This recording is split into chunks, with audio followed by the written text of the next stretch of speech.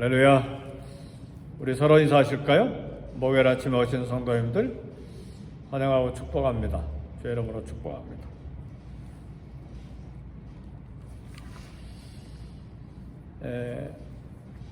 이제 미국에서도 이번에 여러 선거를 통해서 주지사들 뽑고 또 상원도 일부 뽑고 그 다음에 하원들 다 뽑고 그런데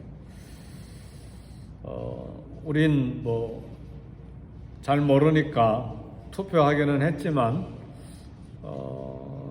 이제 미국 현지인들은 아마 더 잘 알 거라 생각을 해요. 근데 아무나 뽑는 것이 아니고 물론 이익에 따라서 또 내가 좋아하는 그런 성향에 따라서 투표하고 뽑지만 그러나 보편적인 생각은 나라를 위해서 그리고 그 주와 시를 위해서 진실하게 일할 사람을 뽑죠. 그래 앞으로 미국의 대통령 선거도 이제 다가올 텐데 하나님 앞에서 정말 정직하게 잘 일할 수 있는 사람을 뽑아야 된다고 생각을 합니다. 오래전에 상파울로에서 이제 포르투기스 언어학교 다니는데 브라질말 선교사들 가르치는 그 학교에 다니는데 미국에서 오신 선교사님이 막 우시더라고요. 왜 우냐고 그랬더니 그때 클린턴이 대통령에 당선됐거든요. 근데 클린턴이 도덕적으로 윤리적으로 너무 안 좋은 사람이라는 거예요. 근데 그 사람이 됐다고 막 우는 걸 봤어요, 선교사님이. 경제 부흥은 일으켰는지는 모르지만 도덕적으로 윤리적으로 많이 힘들었죠. 하마터면 탄핵될 뻔했고 그 부인 힐러리 여사가 발로 뻥 찼으면 끝장날 사람이었죠. 근데 우린 대통령이든 또 장관이든 참 하나님 앞에 당이 문제가 아니라 누가 진실한 사람인가, 어느 지방 사람이 아니라 하나님 앞에 신실하고 성실한 사람을 우리는 뽑아야 된다, 그렇게 생각합니다. 그게 나라에 뿐만 아니라 우리 회사에서도, 직장과 일터에서도 우리 일꾼 성실한 사람을 좋아하잖아요. 8시에 일 시작하는데 8시 30분이나 와서 일 시작하고 5시까지 일해야 되는데 4시 반이나 가버리고 일도 대충대충 하고 그런 사람 우리 좋아하지 않죠. 8시에 일하면 적어도 10분 전에라도 나와서 일하고 5시에 퇴근이면 딱 그 시간에 퇴근하는 것이 아니라 조금 더 잘 살피고 가고 그런 사람 일꾼으로 뽑지 않겠어요? 예를 들면 우리 한남 체인이나 마켓이 많이 있는데 캐셔도 정확하게 1센트도 안 틀리게 잘 하는 사람이어야 되는데 일 다 나중에 보니까 몇 불씩 차이가 나고 펑크가 펑펑 나면 누가 캐시어 맡기겠어요? 그렇죠?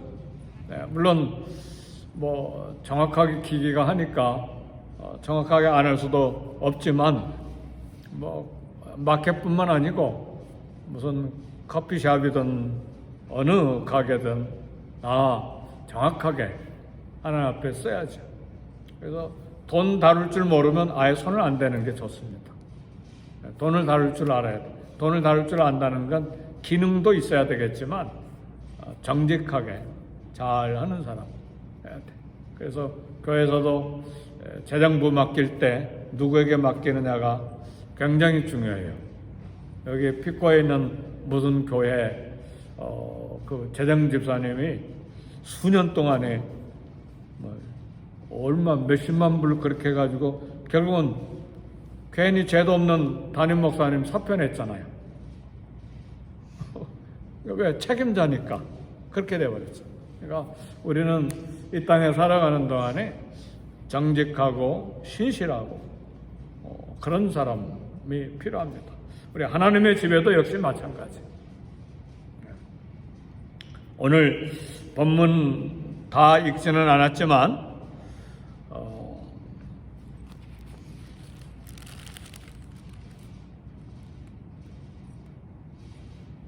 BC 약 550년경에 바벨론 마지막 왕이 벨사살 왕인데 오늘 8장 1절 보니까 벨사살 왕 제3년에 왕이 된 지 3년 됐을 때에 다니엘이 두 번째 환상을 봤어요.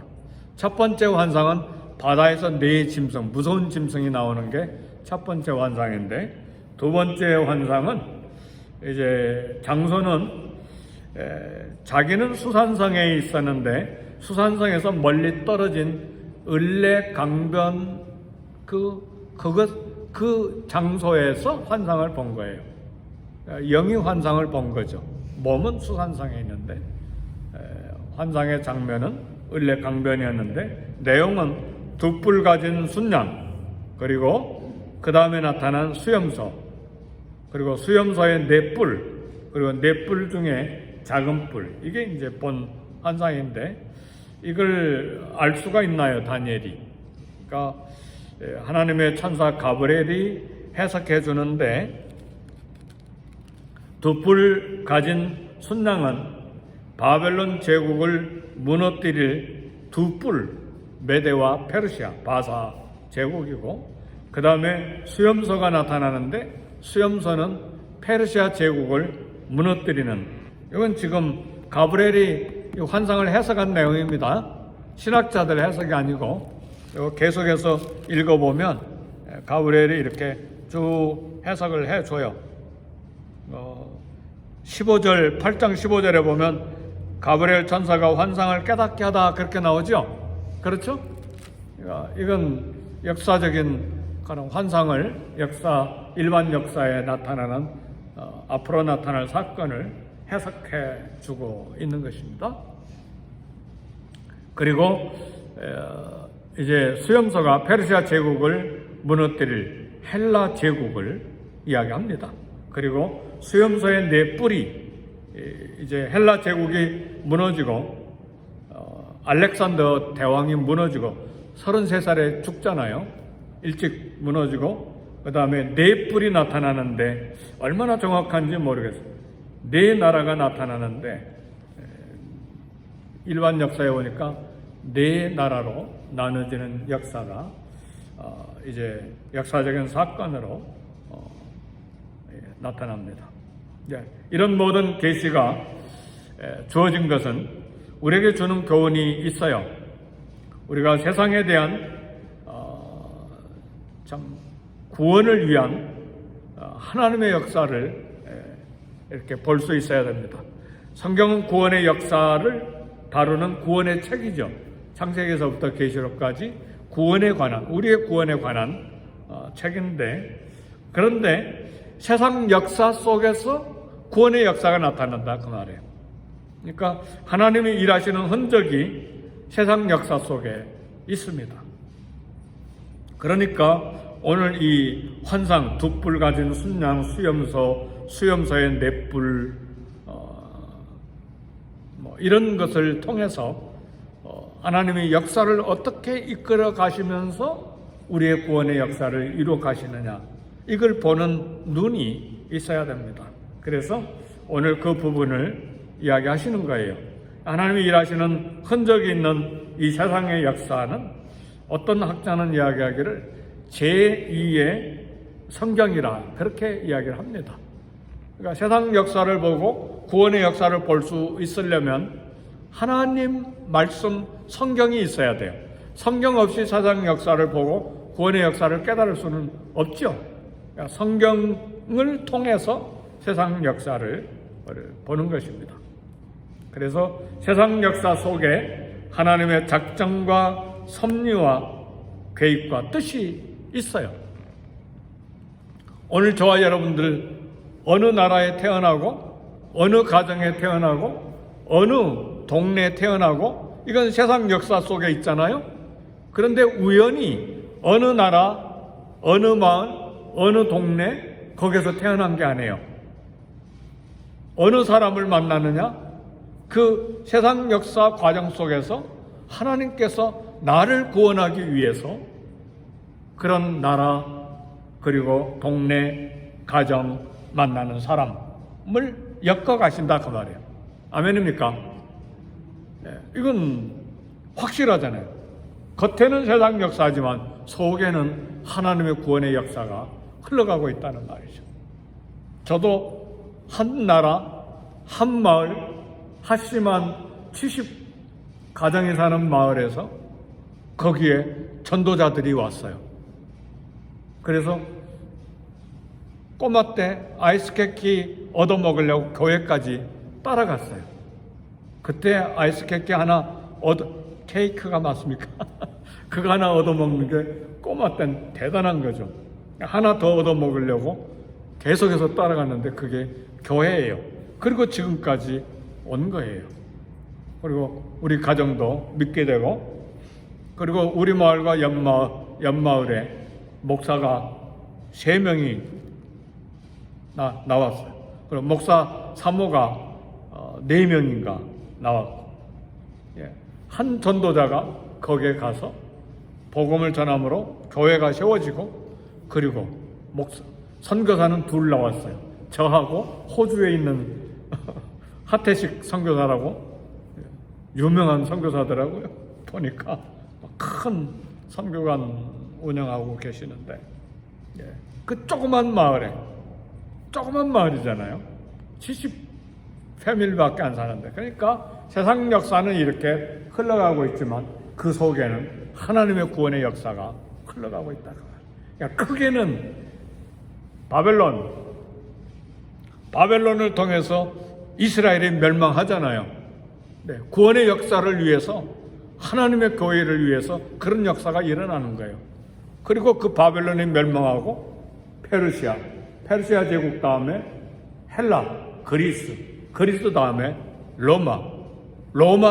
로마를 통해서 이제 전 세계가 길이 닦이고 조적들과 해적들이 다 없어지고, 그리고 이제 사도들이 복음을 전하기 위해서 그 닦아놓은 고속도로로 해적과 도적대가 사라진 그 길로 다니면서 온 세상에 복음을 전하잖아요.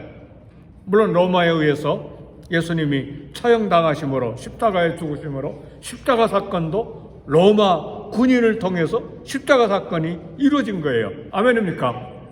그러니까 이렇게 세상의 역사는 흘러가고 있지만 그 속에 하나님께서 구원의 역사를 이뤄가고 계신다 그 말이죠. 근데 그걸 누가 지금 계시를 받아서 일하고 있습니까? 다니엘이. 그래서 오늘은 이제 이 이야기를 하려고 하는 거예요.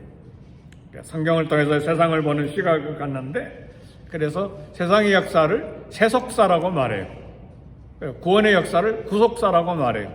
오늘 저와 여러분들은 세속사 속에서 일하지만, 그렇게 살지만 구속사를 위해서 일하고 살 수 있기를 제 이름으로 축복합니다.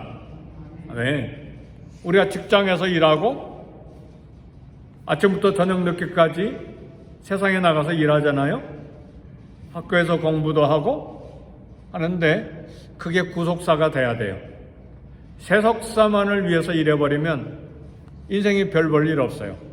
그러니까 우리가 일하는 일이 하나님의 직장이 돼야 돼요. 주님을 위한 일이 돼야 돼요. 학생들이 학교에서 공부한다. 출세해서 돈 많이 벌고 행복하게 유명해져 잘 살면 그것만 목적하면 세속사예요. 그런데 이렇게 공부해서 훌륭한 사람이 돼서 하나님의 복음과 주의 나라와 선교와 교회를 위해서, 구원의 역사를 위해서 공부하겠다. 그러면 그것은 구속사를 위한 공부예요. 믿으십니까? 직장에 나가서 열심히 돈 벌고 열심히 먹고 살고 그걸로 끝나버리면 세속사 일로 끝나버려요. 하나님과 관계가 없어요. 그러나 내가 직장에서 일하고 성실하게 일함으로 이걸 주님을 위하여, 전도와 선교를 위하여, 하나님 나라를 위하여 내가 이 직장에서 성실하게 일하리라. 그래서 1센트도 1달러도 속이지 않고 정확하게 일해 주는 거예요. 그게 구속사의 일이에요. 아멘, 할렐루야. 그래서 우리 구속사를 위해서 일하는 하나님의 자녀들은 누가 보나 안 보나 속일 수가 없어요. 성실하게 일할 수밖에 없어요. 왜요? 구속사를 위해서 일하는 거니까. 구원의 역사, 구속사라고 하는 말은 구원의 역사를 위해서 일한다 그 말이에요. 그래서 일도 열심히 해야 돼요. 돈을 목적하고 사는 건 아니지만 열심으로 돈도 벌어야 돼요. 뭐 때문에? 구속사를 위해서, 구원의 역사를 위해서. 그래서 우리 자녀들이 잘 되기를 원하고, 저는 우리 교회 성도님들 직장이 잘 되기를 위해서 끊임없이 기도하는 거예요. 어떻게 됐어요? 어떻게 됐어요? 어떻게 됐나요? 물어보고 기도하고 또 신방도 하고. 그 이유는 뭡니까? 그 일들이 잘 돼야 가정도 살고 구원의 역사를 위해서 쓰임받을 수 있는 직장이 되기 때문에 그렇죠. 그러니까 우리 나라도 구속사를 위한 나라가 되도록 하기 위해서 좋은 대통령, 좋은 장관, 좋은 시장이 나오도록 우리는 투표하는 것입니다. 오늘 저와 여러분이 모두 다 구원의 역사를 위해서 쓰임받는 하나님의 사람들이 되시기를 주의 이름으로 축복합니다. 그래서 끊임없이 돈이 목표가 아니다. 출세가, 명예가, 세상의 권력이 목표가 아니다. 그 중요한 신학적인 이유는 뭐냐? 구원의 역사를 위해서 우리가 이 땅에 태어났고, 그리고 구원해 주셨고, 그리고 오늘 이 땅에 생존하기 때문에 그런 이야기예요. 세상의 명예와 권력과 돈만을 위해서 사는 사람은 세상 사람들이죠. 그렇게 살아가는 거예요. 일반 은총 속에서 그들도 하나님 보호하시고 인도하시지만 우리는 잘 돼야 될 이유가 하나님 나라 때문에 그러는 거예요. 그래서 요즘은 이야기 안 하지만 우리 한참 그런 이야기 했잖아요. 여러분 직장을 위해서 일할 때에 내 가정과 내 자녀들 한 몫을 위해서 기도하지 말고 두 몫을 위해서 기도하세요. 그랬잖아요. 한 몫은 나와 내 가정, 한 몫은 교회와 선교를 위해서. 그렇게 일해야 된다. 그런 꿈과 비전을 가지십니까? 그렇게 기도하셔야 돼요. 그렇게 할 때에 건강과 조건과 또 하나님의 사람 붙여주시고 좋은 고객 만나게 하시고 직장의 문도 열어주시고. 아멘, 할렐루야. 우리 크리스천들은 부지런하게 게을르게 일하면 안 되고 부지런하게 일해야죠. 나 돈에 대한 욕심 없어. 그런 마음 좋은 거예요. 그러나 비전이 있으면 열심히 돈 벌어야죠. 주님을 위해서, 나만을 위해서 계속해서 저축하고 계속해서 나만을 위해서. 그건 세속사로 끝나버리는 거예요. 별 쓸모가 없어요. 하나님의 집에서. 하나님 나라 안에서 구속사를 위해서 일해야 돼. 그런데 오늘 결론적으로 이야기하고 싶은 이야기는 뭐냐면, 누가 하나님이 쓰시는 사람이냐 그 말이에요. 바벨론과 페르시아와 그리스와 로마 제국, 그리고 큰 뜨인 돌, 인자가 나타나서 거대한 나라를 영원한 나라를 만드시는데, 그런 비전과 꿈과 환상의 계시를 누가 받았느냐 그 말이에요. 다니엘이 받았어요. 다니엘이 누군가? 하나님은 누구에게 당신의 뜻을 알리시고 일을 맡기시는가? 지금 이 환상을 볼 때 다니엘이 70살 가까이 됐는데 아직도 민첩하고 성실하고 지혜로웠어요. 성경에 보면 하나님께서 당신의 사명을 맡기신 사람들을 보면 하나같이 성실하고 하나같이 충성되고 하나같이 최선을 다하고 하나같이 하나님께 헌신한 사람들이었어요. 게으르고 불성실하고 자기 욕심만을 위해서 사는 사람들은 하나님이 쓰신 사람들이 없었어요. 보세요. 창세기서부터 계시록까지. 돈이 많고 부자고 젊고 관리였고 너 그거 팔고 가는 사람 나눠주고 나를 따르라. 부자 청년이 어떻게 했죠? 영생을 버리고 가버리잖아요. 예수님 버리고 가버리잖아요. 근심하면서. 그러니까 하나님 누구를 쓰시느냐? 하나같이 성실되고 충성되고 최선을 다하는 헌신한 사람들을 하나님이 쓰셨어요. 물론 구원받는 문제에 거듭난 것은 전적인 하나님의 은혜입니다. 아무리 못된 사람이라도 발로 찔러서 피 한 방울 안 나올 야곱과 같은 사람, 세상에 우리 평생에 만나서는 안 될 남을 속이기에 익숙한 야곱, 네, 구원받았잖아요. 그건 하나님의 은혜예요.